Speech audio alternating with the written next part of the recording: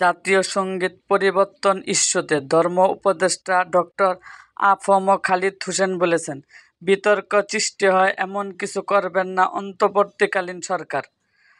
আজ বেলা 11টায় রাজশাহী মহানগরী নওদাপাড়ায় অবস্থিত আল মারকাজুল ইসলামী আস-সালাফি মাদ্রাসায় পরিদর্শন এবং শিক্ষক-শিক্ষার্থীদের সঙ্গে মতবিনিময় সভায় একথা বলেন তিনি। ধর্ম উপদেষ্টা ডক্টর আ.ফ.ম খালিদ হোসেন বলেন, মাদ্রাসার শিক্ষার্থীরা জঙ্গিবাদের সঙ্গে যুক্ত না, সেটি বিভিন্ন গোয়েন্দা রিপোর্টে প্রমাণিত। বরং তারা জাতীয় দুর্দিনে সবার আগে এগিয়ে আসে। জাতীয় উন্নয়নে বিশেষ অবদান রাখছে মাদ্রাসার শিক্ষার্থীরা, তাই তাদের এখন বড় স্বপ্ন দেখতে হবে, দেশের প্রধানমন্ত্রী হওয়ার স্বপ্ন দেখতে হবে। তিনি বলেন, মসজিদ, মন্দির এবং মাজারে হামলা গৃহীত কাজ।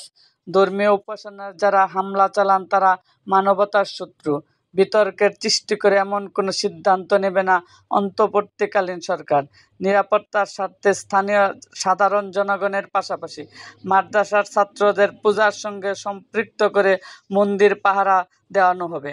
তিনি আরও বলেন, বাংলাদেশের মাদ্রাসার শিক্ষক এবং ছাত্ররা কখনোই জঙ্গিবাদের সঙ্গে সম্পৃক্ত ছিল না।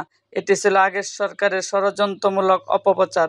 রাজনৈতিক উদ্দেশ্য হাসিলের জন্য দেশে বিক্ষিপ্তভাবে সংখ্যালঘু সম্প্রদায়সহ ধর্মীয় উপাসনালয়ে হামলা হয়েছে। হামলাকারীদের বিরুদ্ধে প্রচলিত আইনে ব্যবস্থা নেওয়া হবে।